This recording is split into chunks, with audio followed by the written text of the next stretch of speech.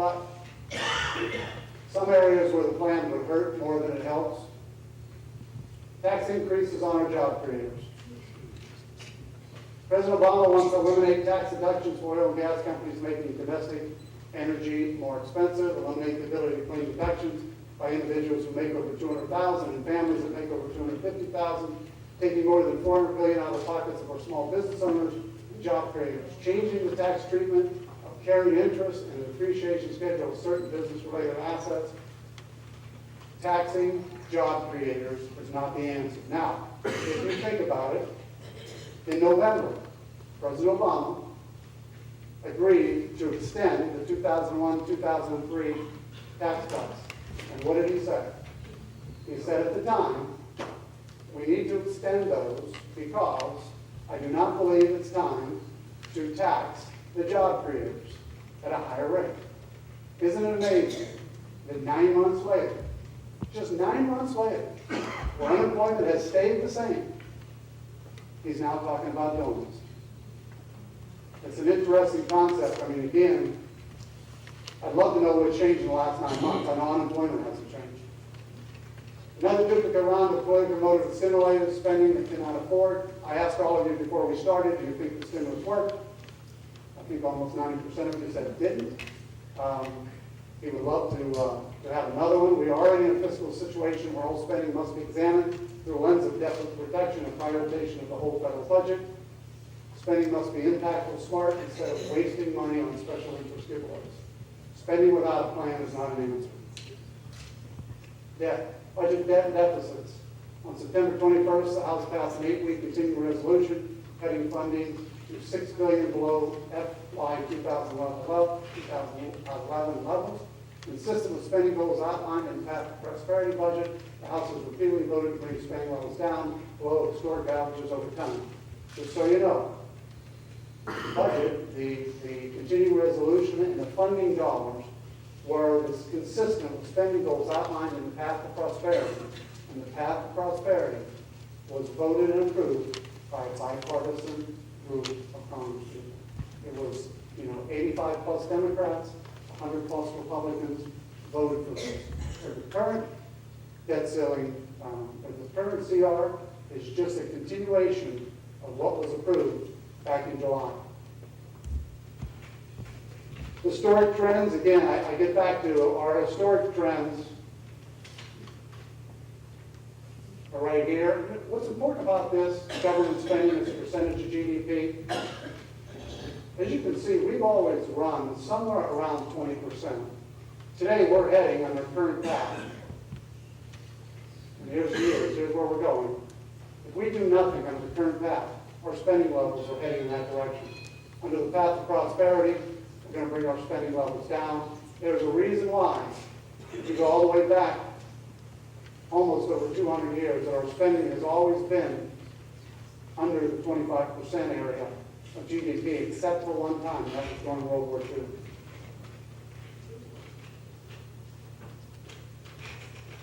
Spending as a percentage of GDP, I think this is so important. The President's current path is where we're going. The Budget Control Act of 2011 is where we want to go. Major spending cuts passed by the House. Again, these are what we've already talked about. These are some of the bills we passed. $604 billion in spending cut over 10 years on if the repeal of the health care bill. $39 billion cut from fiscal year 2010 on our fiscal year 2011 CR. On the Budget Control Act, $900 billion over 10 years up front, $1.2 trillion and JCDR cuts. Defense authorization, $15 billion spending cut in fiscal year 10. FAA authorization cuts deficits by $19.5 billion over 10 years.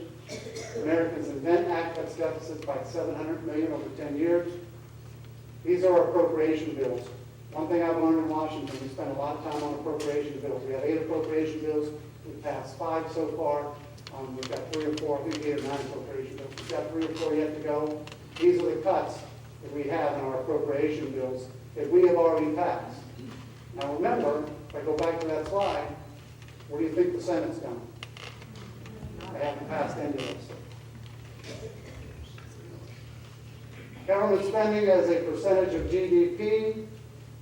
We talked about in August, actually July, we talked about spending levels, and we talked about debt ceiling. We talked about what it would take not to have, there were some comments that if we were able to do at least $4 trillion worth of cuts in 10 years, we wouldn't be downgraded.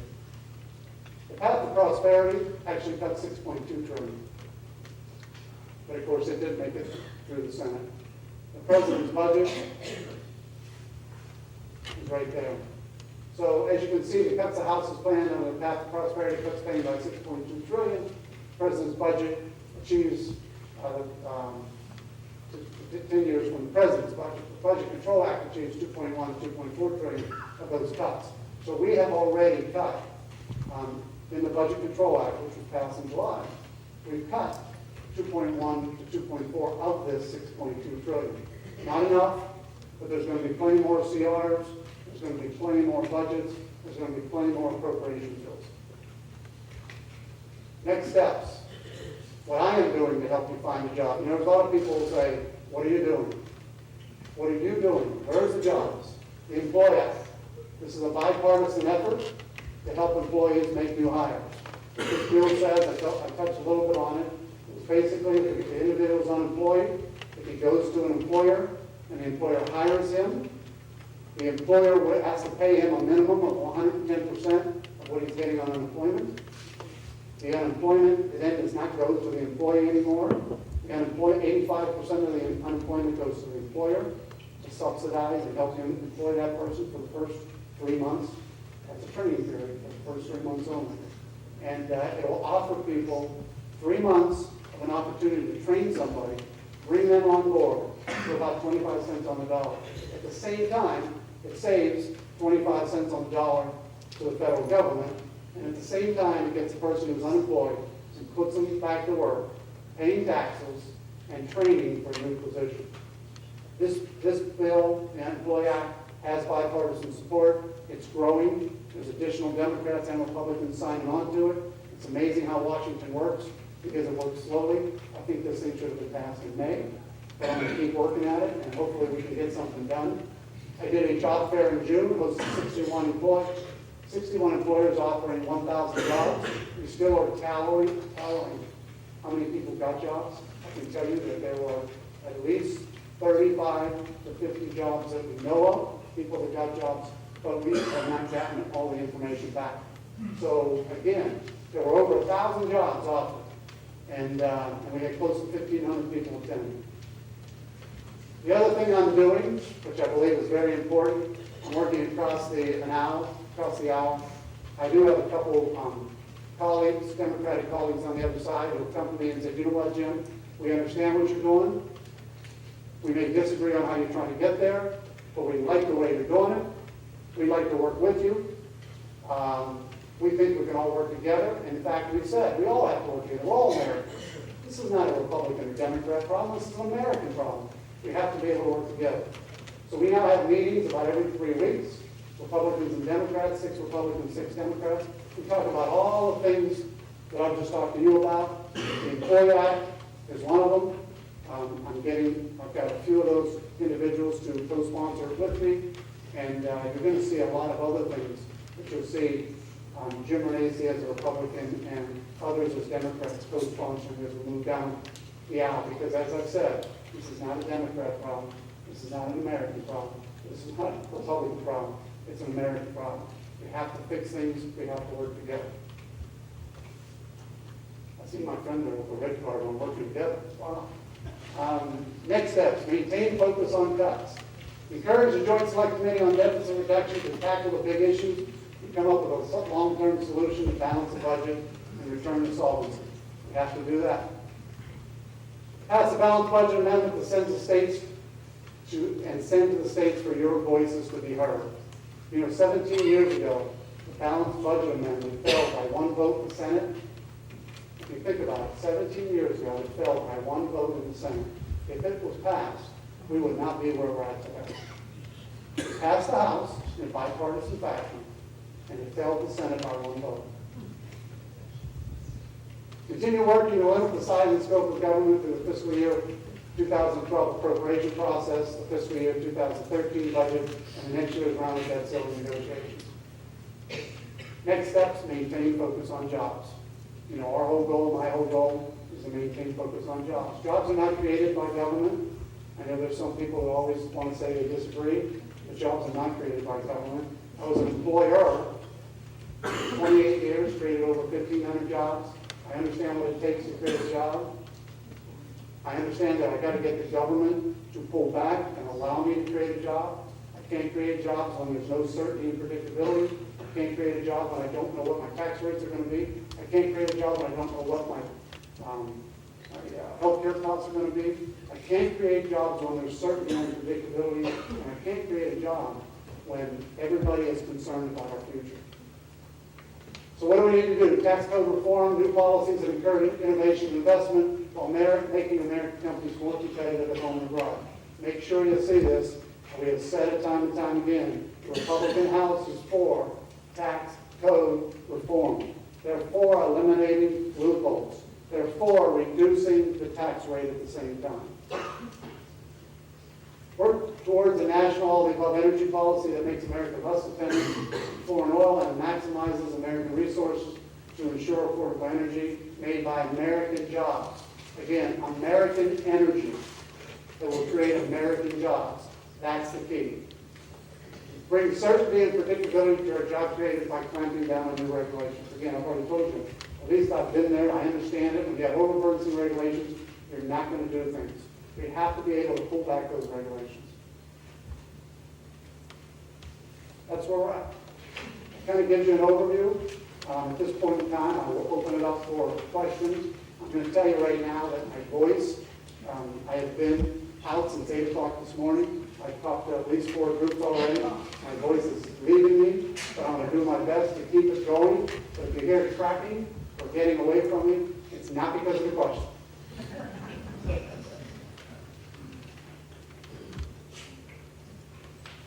Let's go with you first.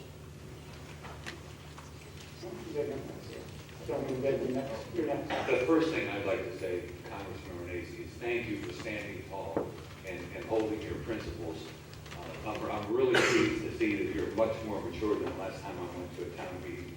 You're getting comfortable and you're being known in Washington. Thank you for that.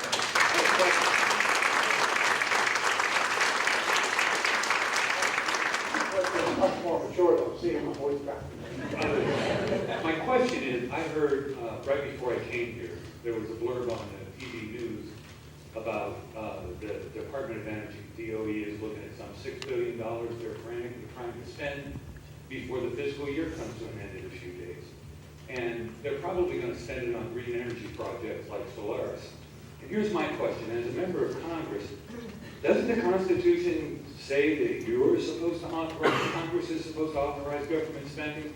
So why do we allow the executive department agencies to spend money that they call an investment into a firm that a venture capital firm wouldn't touch because their due diligence says this is no good? Due diligence, as you know, takes at least 3 months. So how does the DOE do it in 3 days? Keep in mind that the federal government, Congress does appropriate money. Right, they appropriate the Department of Energy, then they have oversight.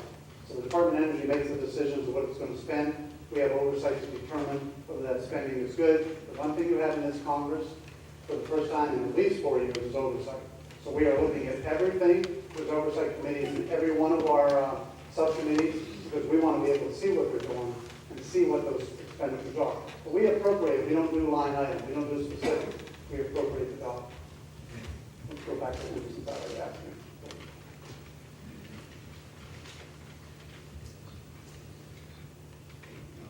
Hi. You said that you would be for supporting coal, and you referred to it as clean coal. Now, coal is the dirtiest fuel that can be used on the market today. And in fact, the reason why it's called clean coal on those advertisements that you may have seen is because that's the name of the organization that distributes it. For example, I could create a company called Arsenic-Free Water. That doesn't mean that the water is free from arsenic. That's just the name of my company. Does this change your position on it at all? Look, since the EPA has gotten involved with coal, they have set up, I have traveled across my district There are plants that use coal all the time. They have $2 million and $3 million apparatuses attached to what they're using to clean and purify that coal. We do have clean coal. We do have the ability to continue to work toward cleaner coal. But again, when our state of Ohio is 88% energy based on coal, we should be able to use our resources here, not only to create jobs, to make sure our Ohio economy is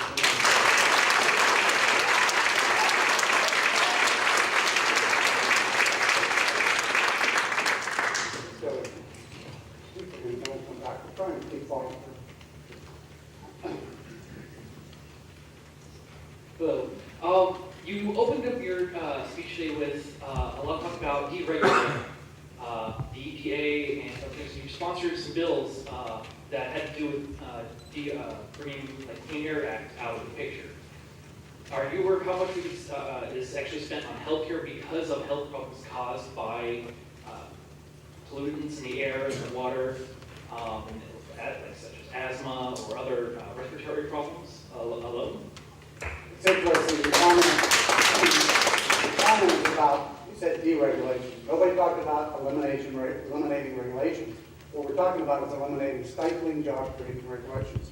You got to remember, there are good regulations and there are bad regulations. There are overburdensome regulations and there are overreaching regulations.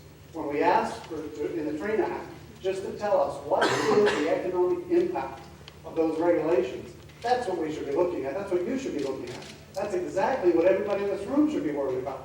You should not have a body that is unelected in the EPA making decisions unless they can stand up in a smart fashion, be specific, measure the results, attain the results, be realistic in time. I use it all the time, the SMART plan. So all we're asking in Congress is to pull back and make sure that those regulations that they are implementing are not job stifling, and that they do tell us what the consequences are.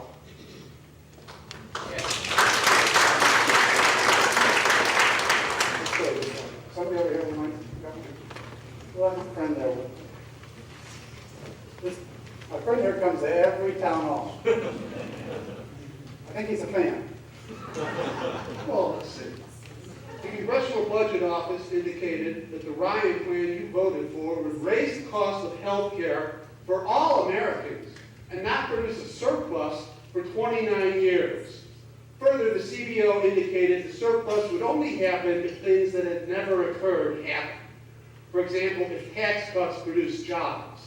In the 60-plus years of the post-World War II economy, cutting taxes has never been shown to create jobs. Ranked each year since 1960 by the overall job growth, the top 5 years would all boast a top marginal tax rate at 70% or higher. The top 10 years would share marginal tax rates at 50% or higher. In the years where the top marginal rate was more than 90%, the average annual growth in total payroll employment was 2%. In years where the top marginal rate was 35% or less, which it is now, employment grew by an average of just 0.4%. When the marginal tax rate was 50% or above, annual employment growth averaged 2.3%. And when the rate was under 50%, growth was half that. So explain your childlike faith that cutting taxes is going to create jobs when it's never happened. First off, sir, I'm not calling you childlike, so please avoid those I kinds said of childlike faith, and you're not calling you childlike. We go- Please pay attention. The goal here is to talk civilly and get it. And, I respect your opinion. I respect what you wrote there. I don't know what those facts are. You read off a bunch of facts. That I you're can't obviously confirm. an answer, But let me, if you allow me to finish. Sir. All right. The Ryan budget did not balance the budget for 26 years. I agree with you. The reason it did not balance the budget and the reason it did not bring a surplus is because there was a change in Medicare and Medicaid and Social Security that didn't go into effect for 10 plus years. And that was because the Ryan budget said that anybody 55 and older would have no change to their benefits. 54 and under, their benefits would be changed only in the sense that there would be means testing, there would be overview, there would be a private insurance, where you could choose, just like Congress chooses, and you could make those decisions of what your health care benefits were. And if the means showed that you needed more, you would get more. If the means showed you needed less. The problem with that is it takes, after 10 years and between 10 and 25 years, to really kick in, because you're not changing the system for people 55 and older. So you're correct. It takes 26 years to balance a budget. I am a firm believer that we have to get this system and this situation under control. We have to be able to do it. It's going to take time. We did not get ourselves in this situation in a year, and it's going to take years to get us back out of the situation. So you agree that the Congressional Budget Office said it would raise the cost of health care for all Americans? No. Yes, that's what the Congressional Budget Office said, isn't it? Well, the one thing I will tell you is the Congressional Budget Office said yes or no? The Congressional Budget, I don't know, because I'm not sure what you're reading off the paper, sir. I've read it, it's online, the Congressional Budget Office said it would raise the cost of health care. Here's what I want you to do. Get me that information. I'll be more than willing to talk to you. I've already sent it to you once. If my staff responds to everything that's been sent to me. They did not answer the question. But I need to see the facts. Explain your childlike faith that tax cuts create jobs and it's never occurred. Let's move over there. There are no children in this room, sir.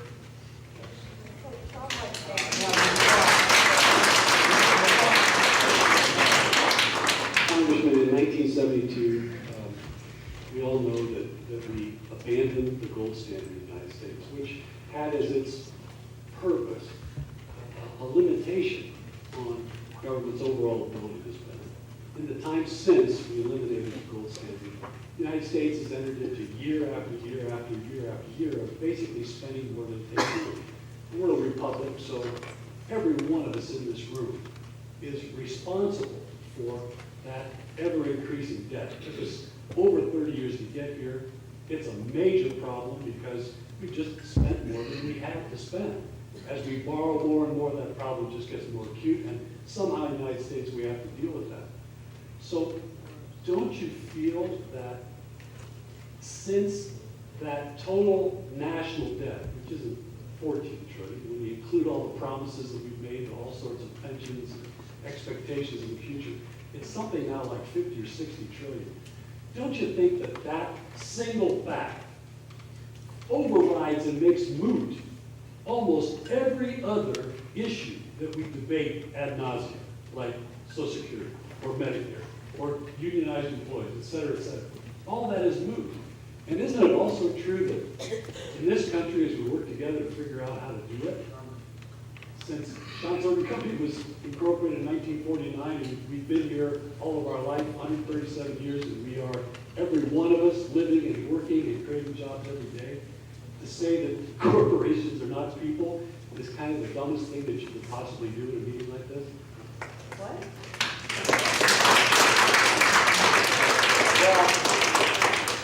Well, again, people's opinion, corporations are not people, it's their opinion, and I'm not going to address that. I see those signs all the time. I do know that the corporations are an entity that was formed in this country to produce jobs, and that's really their purpose. But I would also tell you that the one thing we have to deal with, yes, we do have a dollar, and yes, we have moved away from the gold standard. But the other thing that I think is most important, that I would hope that, the one thing I learned in the last 9 months, and I hope people walk out of this room and understand, that we do have entitlement programs that were set up 41 years ago. And those entitlement programs were based on people not surviving past age 65. And they were based on a funding mechanism, a basic funding mechanism that said, we're going to make sure we take care of people. But basically, 41 years ago, life expectancy was 65 or 66 years old. Today, life expectancy is much higher, 78, 80, depending on where you get the numbers. So what we have is we have a system problem. And we have to fix the system. If we don't fix that system, when I showed you that chart, one of the problems in this year, 2011 alone, is 10,000 people a day are retiring. So if we have 10,000 people a day retiring, even if we're cutting the system, there are more people entering the system. And it's exponentially growing. So until we look at that system, and I'm not saying eliminate it, nobody in Congress is saying eliminate it. We want to make sure it's there past the next 9 years. There are some studies that say the system, Medicare, will be insolvent in 9 years. The reason for that is it's growing at such a rapid pace. So what we all have to do is we have to realize nobody's trying to cut Medicare, nobody's trying to cut Social Security. What this Congress is trying to do is make sure that it's solvent and it's still around for future generations. And that's what we need to be able to do. But to do that, we're going to have to come to the realization that the program as it is set up today is not viable because it was set up 41 years ago with life expectancy ages of change. So I think that has to be our number one concern as we go down the path. Along with, we are just spending, the government is taking, the last 2 years, the number of employees that were added. We have a government that continues to grow while the business owners' employment is shrinking. I don't know how many business owners are in this room, but I can tell you, before I ran for Congress and I had a business in 2007, we had to cut costs. There was one business that I cut almost 32%. If you think about it, we asked the EPA to cut their budget by 32%, and people said, I can't believe you're cutting EPA. How many people have had to cut their personal budget like 20 or 30% over the last couple of years?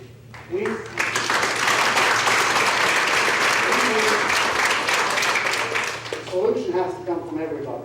But the only way you're going to get a solution is to recognize the problem.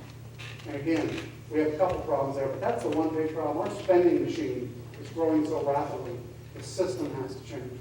It doesn't have to be eliminated, it just needs to be revised and changed.